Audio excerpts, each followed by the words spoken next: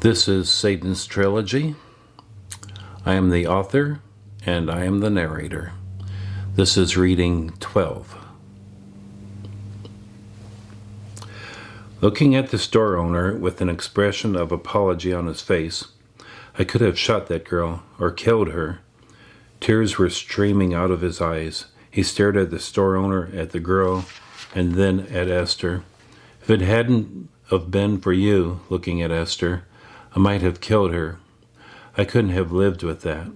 I don't know what I was thinking. He looked at the young girl. Oh my God, what was I thinking? I am so sorry, he said. I am so sorry. I just don't know what I was thinking.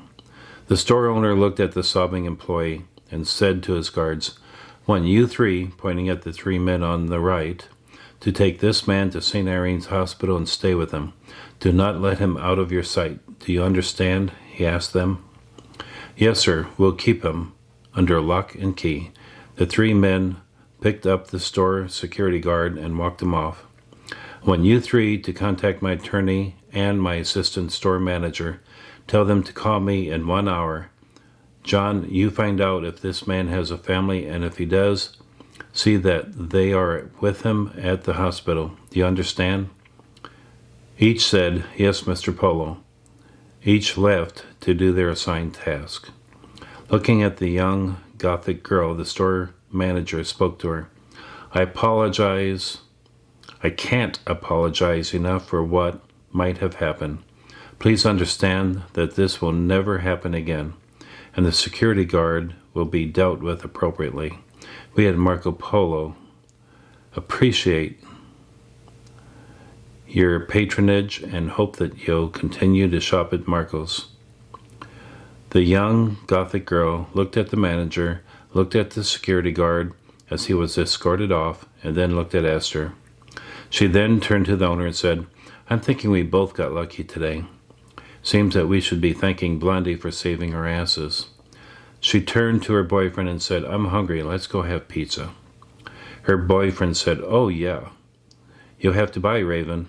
I used my cash on the tickets." And the two of them went back into the store, heading for the food court.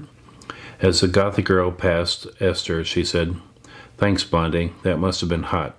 I wish I had seen it." As the young couple disappeared back into the store, the manager turned to Esther and Brandy and gave himself a second to collect his thoughts. "My name is Marco. May I ask your names?" "I'm Esther Saint, and this is my Aunt Brandy Saint." "Well, it seems that I owe you a great debt of gratitude," said Marco. "I wonder if you wouldn't mind coming with me just for a few minutes. I promise not to keep you long." Esther looked at Brandy. Brandy shrugged her shoulders as if to say, "Why not?" "Sure, we have a few minutes," said Esther. "Please follow me, please." He then stepped into the entry foyer. At the side of the foyer was a door he opened with a numeric combination at a keypad. On the other side of the door were elevators. Marco used a magnetic key to unlock the first elevator and stepped inside. The girls followed. Pressing level 3, the elevator quickly opened onto a plush office area. In front of them was a receptionist's desk. Mr. Polo walked up to the desk and said, "Janet, please give me a piece of paper and hold any calls for me." He wrote something on the paper and left it with the receptionist. Turning to Brandy and Esther, he said, "Please follow me." Making his way down a very wide hall, he came to a double mahogany door. To its right was a keypad with a fingerprint reader. Entering 4 numbers and placing his thumb on the scanner, the doors immediately opened. "Please come to my office."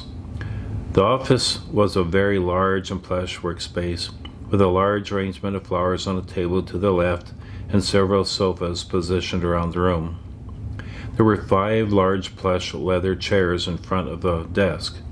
He asked the girls to sit in the leather chairs, and then he joined them, not at the desk, but on one of the leather chairs. Pulling his chair towards Brandy and Esther, he moved it closer and in front of them. "My name is Marco Polo. I own and manage this store. I'm not certain how or why we forced that man into a store security guard position, a position he didn't want, but believe me, I'm going to find out how it happened. For now, I have a tremendous realization of what could have gone wrong today, and I understand you prevented it from happening." Marco looked very troubled and disappointed. "I have tried to hire good people, paying good wages. I cannot explain how this man was pushed into a position that he was not comfortable with, nor capable of handling." The desk buzzer gave a slight ring. Marco reached over and buzzed the receptionist into the office. She walked directly to Marco and said, "This is exactly what you asked for, Mr. Polo." "May I be of any further service?" the receptionist asked. "Cancel my meetings for the rest of the day." He then added, "Janet, please call St. Irene's Hospital. We have an employee on the way there. Make certain that he is given the best of care." Marco then turned to Esther, pulling himself closer to her. "My clerk tells me that you disarmed the security guard and held him at bay. I'm wondering how you managed to do that. How did you know how to disarm the guard?" Esther looked at Mr. Polo and realized he was facing a very honest and good man. Esther decided to explain some of her history to him. "My father was in the military, special forces. He taught me many things, one of which is how to disarm a person." Marco smiled at Esther. He looked at her as a father does proudly of his daughter.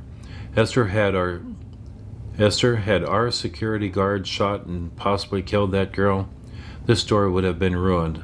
The newspaper headlines would have destroyed everything that I have tried to accomplish here. Marco paused, never taking his eyes off Esther. The public would have not forgiven the needless death of a young customer by a poorly trained security guard, and I couldn't blame them. Marco reached forward and held Esther's hand. "You saved the jobs of hundreds of people and possibly the life of that young girl by stepping forward and doing the right thing." Marco leaned back into his seat. He had left a card in Esther's hand. Esther glanced down and realized that her photo was on the card. The card said, "Marco's for Women, valued customer, Esther Saint." Marco softened his voice. "Please accept this card as my deepest appreciation for your actions today. If there is ever anything that I can do for you, please call me. My desk number is on the back of the card that you are holding." Marco buzzed the receptionist back into the room. "Esther, please excuse me. I need to check on my employee at the hospital. I need to help him recover mentally from this. Esther, should you ever need a favor, please don't hesitate to contact me." He shook Esther and Brandy's hand and quickly left, saying on the way out, "My secretary Janet will explain the card to you." And that's the end of reading 12. I hope you enjoyed it.